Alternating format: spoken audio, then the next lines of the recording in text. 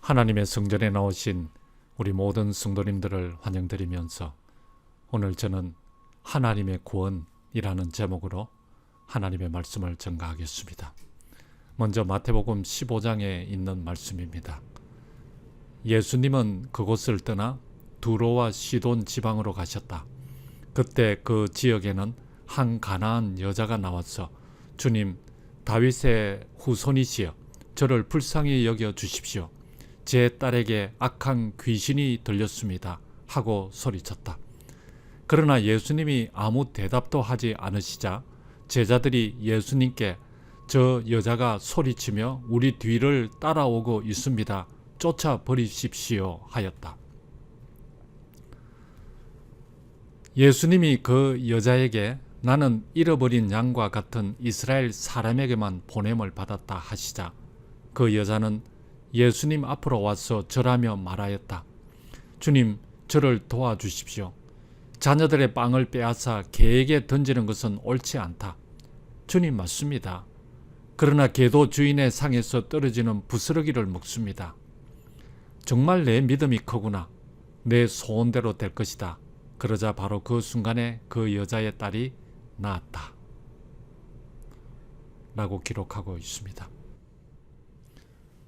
딸이 낳았다는 것은 딸이 구원받았다는 것이죠.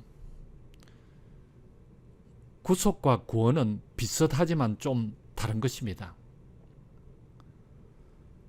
구속은 예수 그리스도의 십자가의 죽으심으로 죄값을 다 치르시고 이미 완성되었지만 구원은 예수 그리스도의 십자가의 대속하심을 믿고 예수를 개인의 구주로 영접할 때 나의 것이 됩니다.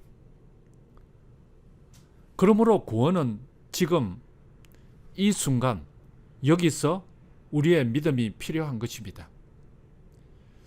오늘 본문에는 예수님으로부터 정말 내 믿음이 크구나 라고 칭찬을 들은 이름도 나오지 않는 한 여인이 나옵니다. 예수님께로부터 믿음을 칭찬받는다. 이건 정말 대단한 것이죠. 복음서에 보면은 이렇게 예수님으로부터 믿음을 칭찬받은 몇 사람이 나오는데요. 이들의 믿음을 보면은 믿음의 정의가 무엇인지를 우리가 찾아볼 수 있습니다. 백부장의 믿음, 이스라엘 중에서 아무에게서도 이만한 믿음을 보지 못하였다고 예수님께서 칭찬을 하십니다. 예수님께서 백부장에게 무슨 믿음을 칭찬하신 것일까요? 그것은 바로 예수님의 능력을 인정한 믿음의 칭찬이었습니다. 그리고 수로보니게 여인에게 내 믿음이 크도다 라고 칭찬을 하셨는데 오늘 본문 말씀을 통해서 그 믿음이 어떤 것인지 여러분과 함께 살펴보도록 하겠습니다. 혈류증 여인과 소경 바디메오에게는 예수님께서 똑같은 믿음을 칭찬합니다. 내 믿음이 너를 구원하였다. 이것은 포기하지 않는 믿음을 예수님께서 칭찬하신 것이죠. 그리고 향유를 부은 마리아에게 예수님께서 내 믿음이 너를 구원하였다라고 하는 것은 예수님을 위해서 얼마만큼 헌신하는가를 그 믿음의 척도로 말씀하신 것입니다. 그리고 돌아온 나병 환자는 10명의 나병 환자를 예수님께서 치유하여 줬지만은 몇 사람만 예수님께 돌아와 감사를 드렸습니까? 한 사람만 감사를 드렸습니다. 그 모습을 보고 내 믿음이 너를 구원하였다. 예수님께서 그렇게 믿음을 칭찬하셨습니다. 그래서 여기에서 믿음은 하나님께 감사할 줄 아는 그 마음을 믿음이라고 예수님께서 말씀하셨습니다. 여러분, 구원받는 믿음, 너희가 그 은혜로 인하여 믿음으로 말미암아 구원을 얻었나니 이것이 너희에게서 난 것이 아니요 하나님의 선물이라. 믿음의 결국은 영혼의 구원받음이라. 그러니까 믿음과 구원은 너무나도 밀접하게 연결이 되어 있습니다. 제가 조금 전에 구속과 구원은 다른 것이라고 말씀을 드렸는데 둘 다 하나님의 사랑의 결실이지만은 구속은 우리의 믿음과 상관없는 전적인 하나님의 은혜, 하나님의 사랑인 것입니다. 그래서 이 구속에는 두 가지의 구속이 있습니다. 한국말로는 다 똑같은 것이지만 구속, 이 restriction, 이것은 제한받는다는 것 아닙니까? 그래서 감옥에 구속한다 하면 제한을 받는다는 것이죠. 그리고 두 번째 있는 이 구속은 리뎀션입니다. 그러니까 값을 치르고 죄의 값을 치르고 되찾는 것, 값을 치르고 되찾는 것, 그것을 리뎀션이라고 합니다. 그런데 예수님께서 하나님께서 우리를 구속한 그 구속의 경륜은 이 두 가지 중에 어떤 것일까요? 첫 번째 것일까요? 두 번째 것일까요? 여러분들이 두 번째 것이라고 생각하고 있는데 첫 번째 것과 두 번째 것이 다 포함되어 있습니다. 하나님이 인간이 되신 것, 여러분 그것은 이 지구라는 제한된 장소에서 배고파하고 추위를 느끼고 외로움을 느끼는 제한적 존재가 되신 것입니다. 그래서 구속하신 것이죠. 첫 번째 것.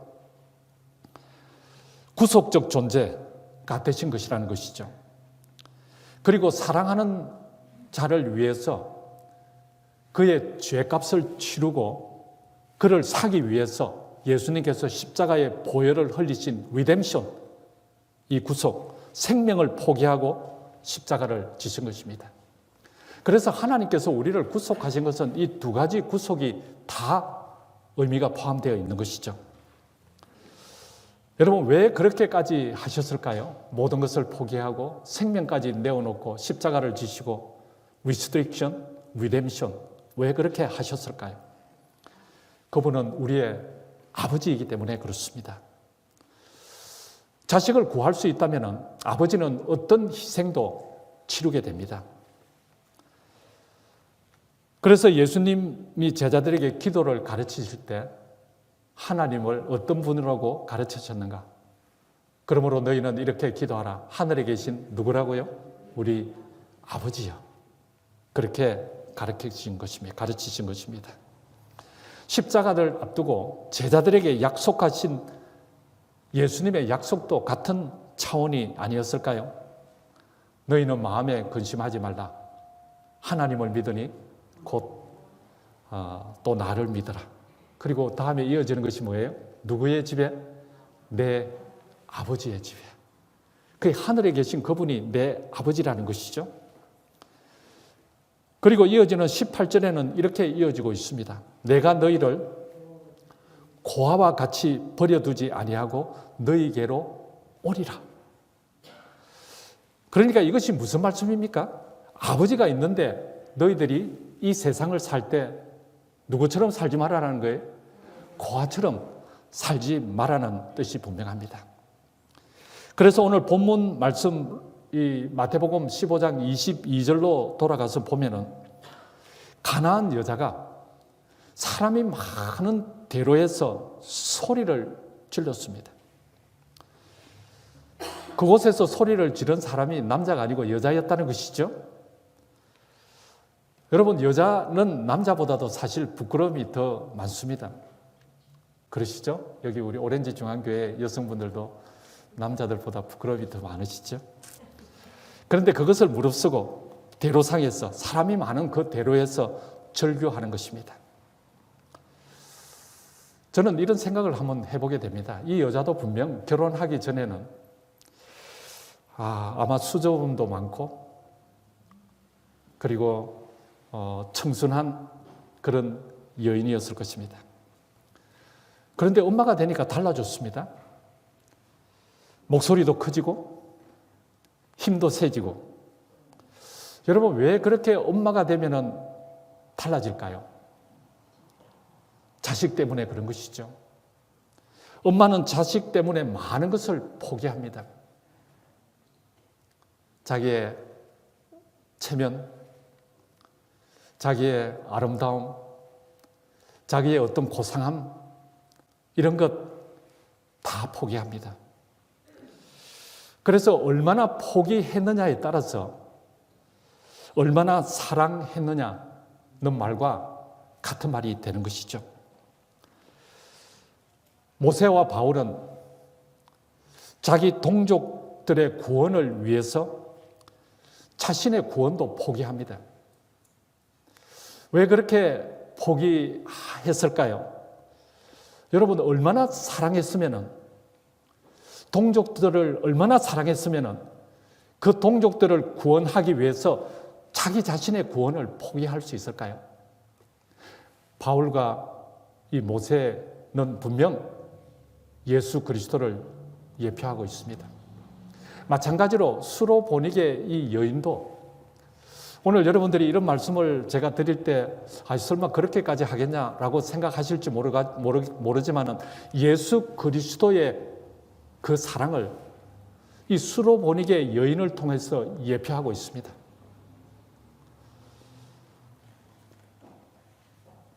아담과 하와 에덴에서 추방되었을 때에 예수님께서는 하늘 보좌를 포기합니다.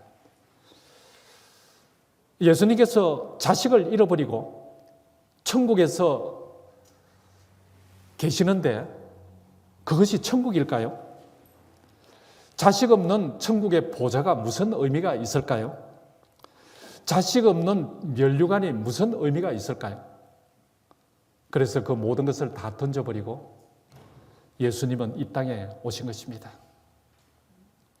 수로보니게 여인이 자기 딸을 위해서 모든 것을 다 포기하고 예수님 앞에 나온 것처럼 예수님께서도 그 모든 영광을 다 버리시고 다 포기하시고 자식들이 이 땅에서 고생하고 있는데 아버지로서 어떻게 천국에 있을 수 있는가? 그러면서 이 땅에 오신 분이 바로 예수 그리스도인 것입니다. 가나안 여인은 이렇게 말합니다. 주 다윗의 자손이여 나를 불쌍히 여기소서. 여러분, 이 말씀에는 모순성이 있습니다. 사실 진짜 불쌍한 사람은 누구예요? 엄마예요? 아니면 딸이에요? 귀신 들린 딸이 불쌍한 것이죠. 그런데 엄마는 자기를 불쌍히 여겨달라고 주님 앞에 나와서 절규하는 것입니다. 여러분, 진정한 사랑은 그런 것입니다. 사랑하는 사람의 고통이 나의 고통이 되는 것, 그것이 진정한 사랑을 하는 사람의 모습입니다. 그렇기 때문에 사랑은 논리를 따지지도 않고 너와 나를 구분하지도 않습니다. 오늘 본문에는 가나안 여인이 자기 딸을 얼마만큼 사랑했다라는 그런 기사가 전혀 들어가 있지 않습니다. 그러나 우리가 이 기사를 읽으면 이 가나안 여인이 자기 딸을 얼마만큼 사랑했는지 아마 자기 목숨처럼 딸을 사랑했다는 것을 누구라도 이 기사를 읽으면 다 알 수가 있는 것이죠. 여러분, 사랑은 그런 것입니다. 사랑이 뭔지를 굳이 설명하지 않아도, 내가 굳이 너를 사랑한다고 말하지 않아도 저절로 알 수 있는 것이 사랑이라는 것이죠. 그렇기 때문에 오늘 우리들에게도 희망이 있는 것 아니겠습니까? 하나님의 사랑은 저절로 알아지는 것입니다. 어떤 것을 연구해서 알아지는 것이 아니라 하나님의 사랑은 우리가 저절로 느낄 수 있고 알아질 수 있는 것이 하나님의 사랑인 것입니다. 그래서 그것을 느낄 수 있도록 우리들에게 여러분 옆에 계시는 아름다운 교우분들도 두셨고 아름다운 가정도 두셨고 그리고 천년계도 두셨고 이 창조 세계를 통해서 하나님의 사랑을 저절로 우리가 느낄 수 있도록 해주신 것입니다. 오늘 하나님의 말씀이 정말 내 마음속에 감동이 된다면 우리는 하나님의 사랑을 저절로 느낄 수가 있는 것입니다. 사랑은 그런 거예요. 논리적으로 따질 수가 있는 것이 아니죠.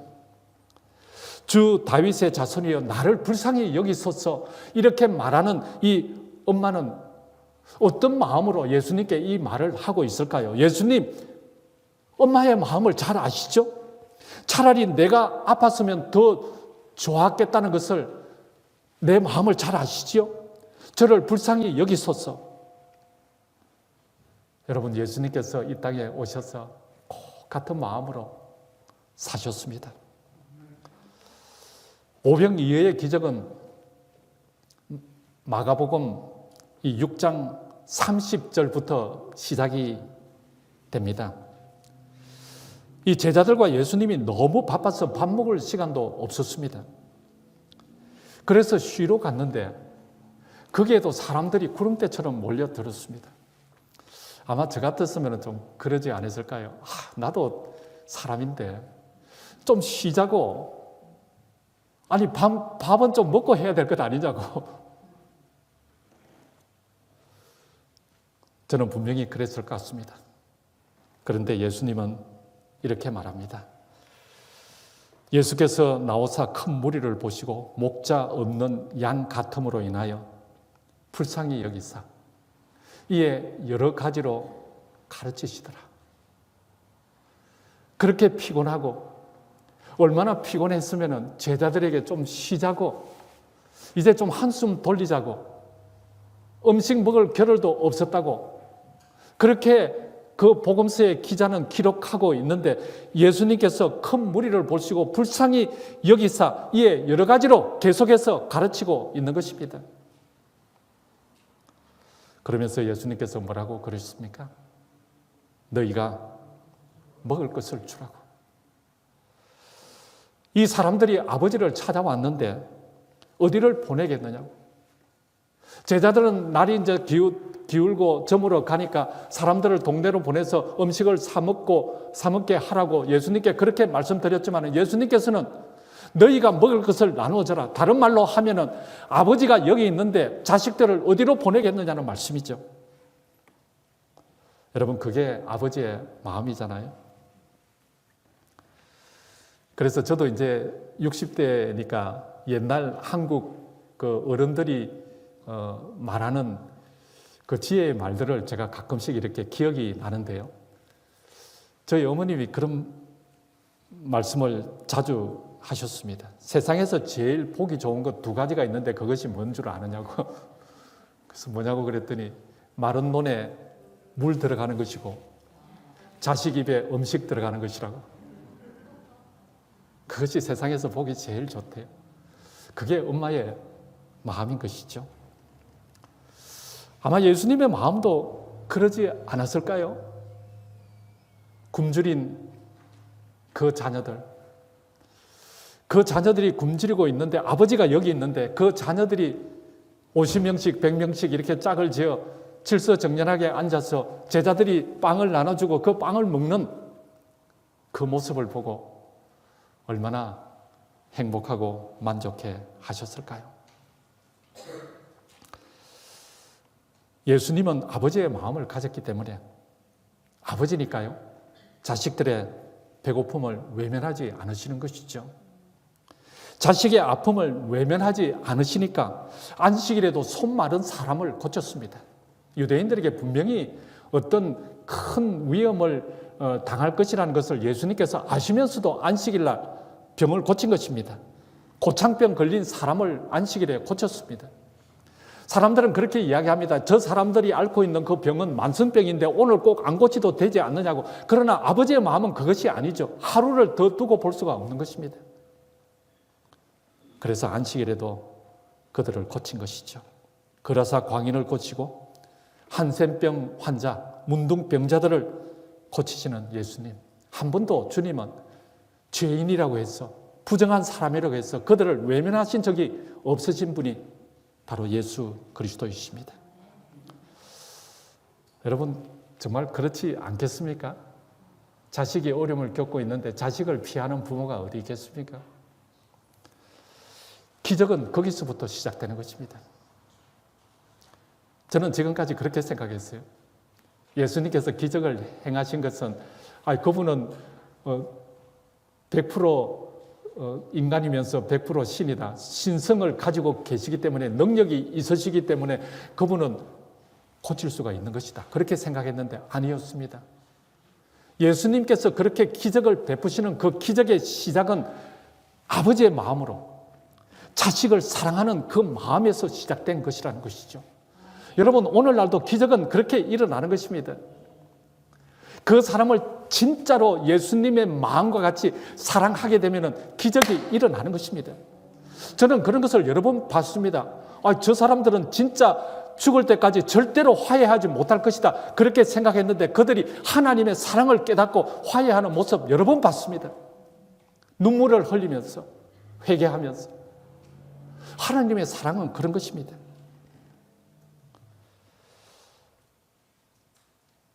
여러분, 자식을 사랑하는 그 마음, 거기에서 기적이 시작되었습니다.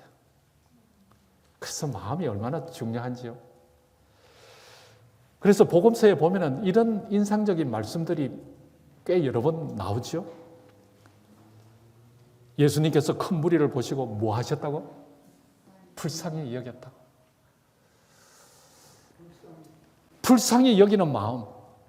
이 다른 말로 하면 진짜로 사랑했다는 말이 아니에요. 이 불쌍히 여긴다는 말을 이 헬라어 원어에 보면은 애간장이 탄다는 것입니다. 애 끓는 마음이라는 거예요. 여러분, 애라는 것은 창자잖아요. 창자가 끓으면 어떻게 될까요? 아까 닭이 쓰러진 것처럼 쓰러질까요? 애 간장이 타면 어떻게 될까요? 그런 아픈 마음을 예수님께서 가지셨다는 것입니다. 예수께서 불쌍히 여기사, 불쌍히 여기사, 불쌍히 여기사. 여러분, 이 교회에 사랑이 없어, 그런 말을 요즘도 가끔씩 듣습니까? 우리 교회는 왜 이렇게 사랑이 없지? 그런 말을 혹시 들어보신 적이 있습니까? 그게 무슨 뜻일까요? 이 교회에 사랑이 없다는 것이? 나한테 관심을 가져달라는 것일까요? 아니면 나 아닌 누군가에게, 아니면 교회 밖에 있는 사람들에게 정말 예수 그리스도의 마음으로 사랑하는 그 사랑의 마음이 부족하다는 것일까요? 그런데 대부분 보면은 교회가 나에게 하는 사랑이 부족하다는 것입니다. 그래서 우리 교회는 사랑이 없다고 그렇게 말하는 거예요. 여러분, 예수님의 마음을 닮으려고 가장 노력하는 교회가 어느 교회인 줄 아십니까? 그 교회가 오렌지 중앙교회입니다. 여러분, 정말 그렇습니까?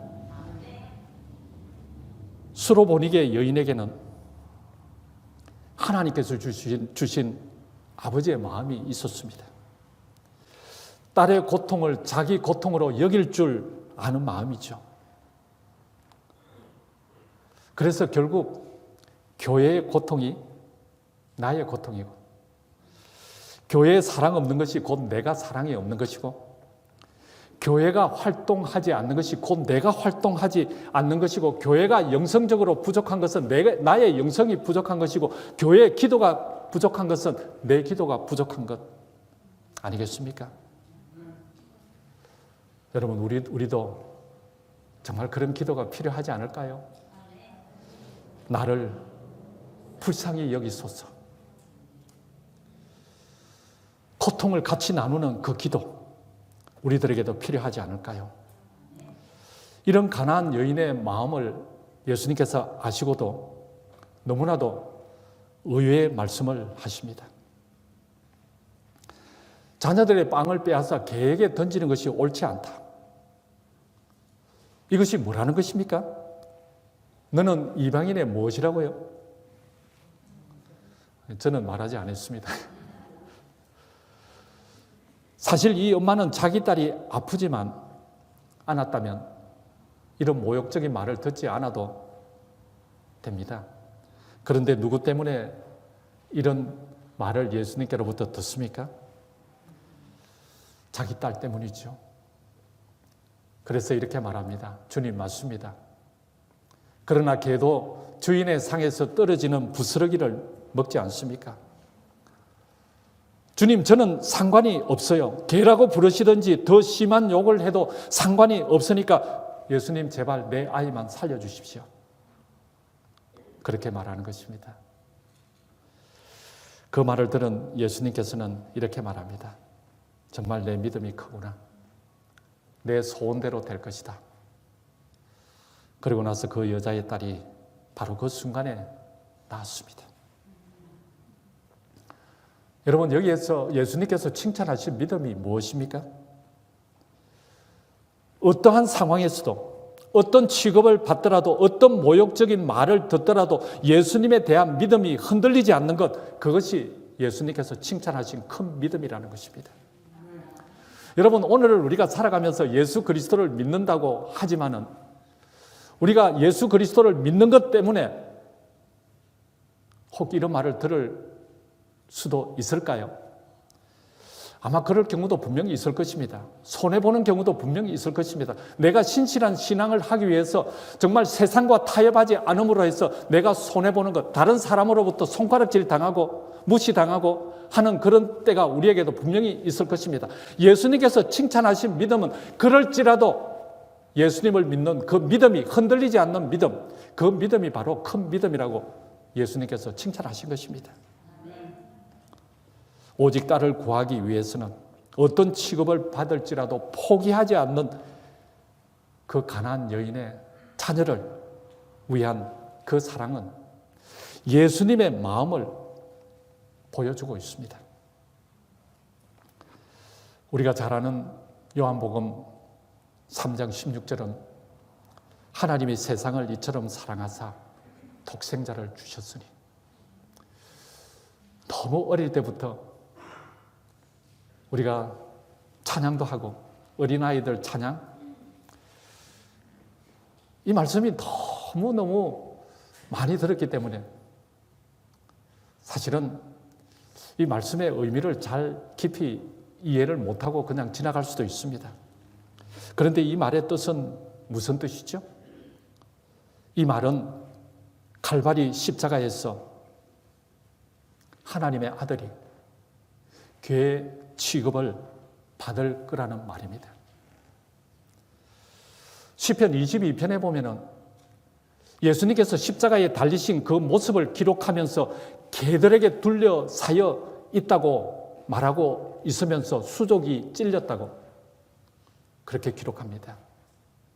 그 예수님께서 그런 사람들에게 그런 취급을 받으셨다는 것이죠. 아버지와 아들의 삶 전체가 부정되고 모욕당하고 발가벗겨져서 십자가에 달리신 그 예수님. 여러분, 예수님의 마음은 어땠을까요? 정말 오늘날 같으면 개도 절대 그렇게 하지 않죠. 그러나 예수님은 아마 그런 건 아무래도 좋다고 생각했을지도 모르겠습니다. 내가 채찍질을 더 당해도 좋고 너네를 구원하기 위해서는 십자가를 10번 아니 100번도 더 져도 좋은데, 그러나 나는 너희들이 정말 구원받았으면 좋겠어. 그게 예수님의 고통 아니었을까요? 시대 소망에는 이렇게 기록을 하고 있습니다.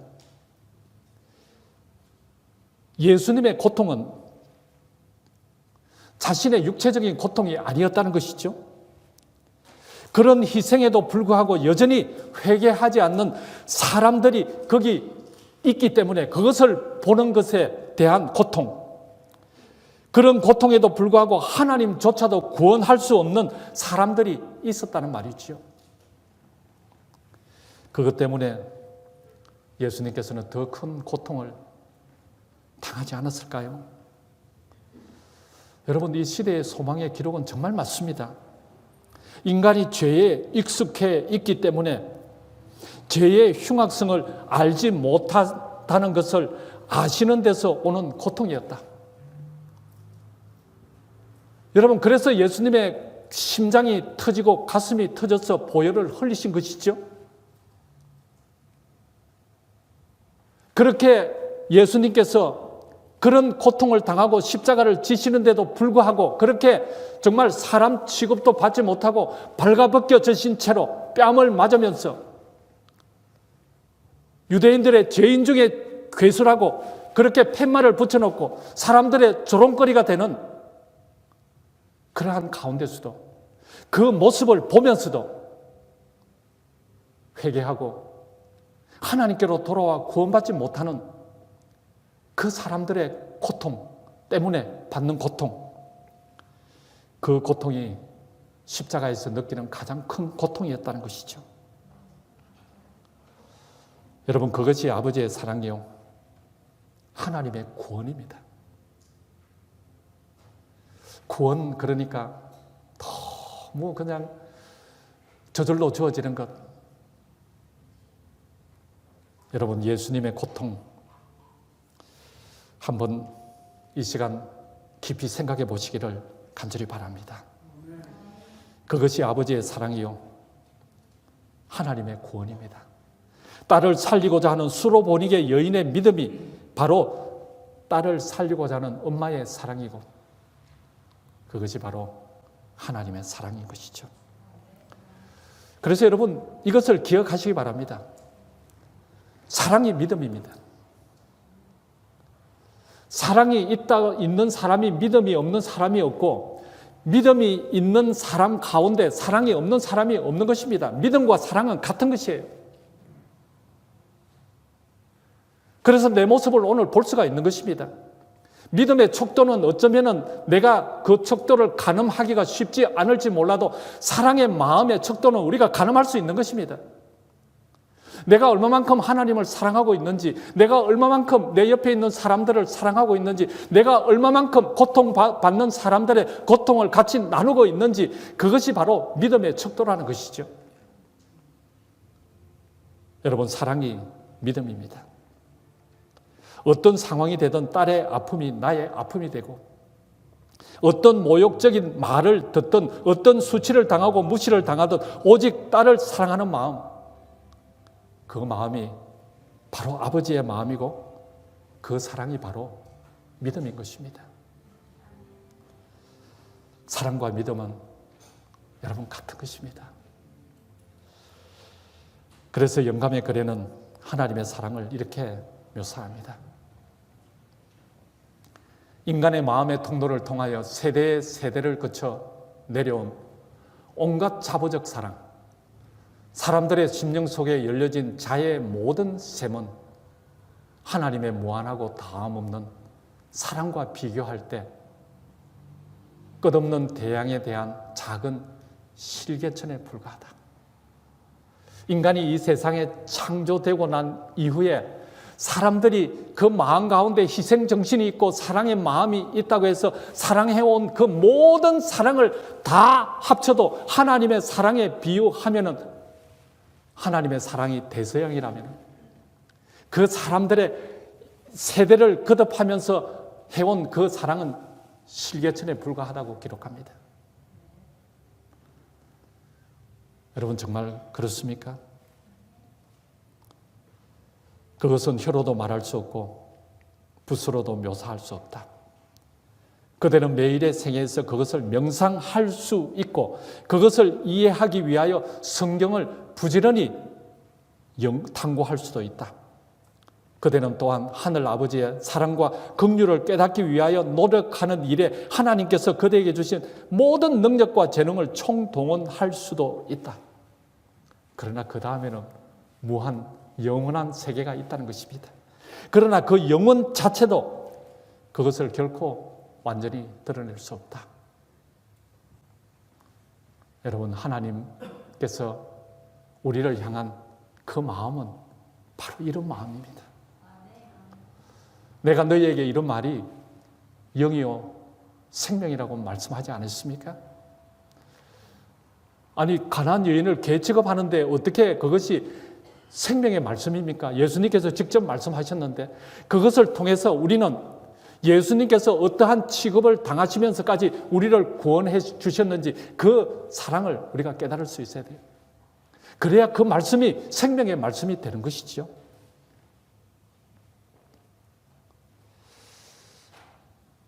사랑하는 성도 여러분, 사랑하는 자녀를 구하기 위하여 십자가의 죽음도 마다하지 않으신 하나님의 사랑, 지금도 여전히 가장 고통스러워하는 것이 하나님으로서 구원할 수 없는 한 사람 때문에 그렇다는 것, 여러분 생각해 보셨습니까? 세상 역사를 끝내지도 못하고 고통당하시는 주님, 정말 약속하신 재림을 이제 곧 하셔야 되겠는데 올 수도 없고 오지 않을 수도 없는 하나님의 사랑, 여러분 한번 생각해 보셨는지요? 한시라도 빨리 오셔서 이 죄악 세상에서 우리를 구원하시고자 하는 하나님의 사랑 분명히 맞습니다. 그러나 한 사람이라도 더 구원하기 위하여 올 수도 없는 그 하나님의 사랑, 여러분 생각해 보셨는지요? 우리는 오늘을 살아가면서 어떠한 삶을 살아야 할까요? 이 시간 성령님의 임재를 간구드리면서 정말 하나님을 향한 사랑, 이웃을 향한 사랑, 교회를 향한 사랑을 달라고, 여러분들도 이 가나안 여인의, 수로보니게 여인의 그 절규처럼 정말 우리들에게도 한 번씩 그런 기도가 필요하지 않을까요? 나를 불쌍히 여겨달라고. 우리는 기쁨으로 신앙생활을 해야 되는 것은 분명히 맞습니다. 그러나 하나님과 1대1로 그분과 골방에서 기도의 시간을 가지면서 그분과 1대1로 대면할 때, 그때 우리가 드려야 할 기도, 이런 기도가 우리가 필요하지 않을까요? 하나님, 나를 불쌍히 여기소서. 다른 사람의 고통이 나의 고통으로 느껴질 수 있도록 해주시고, 하나님의 그 마음의 사랑이, 그 아버지의 사랑이 나에게도 창조될 수 있도록 해달라고 드리는 그 간절한 기도가 저와 여러분들에게도 필요하지 않을까요? 이렇게 기도하는 가운데 우리 모두의 마음이 날마다 예수 그리스도의 마음으로, 그 아버지의 마음으로 변화되어 가시는 저와 여러분들이 될 수 있기를 간절히 소망하면서 말씀을 드리겠습니다.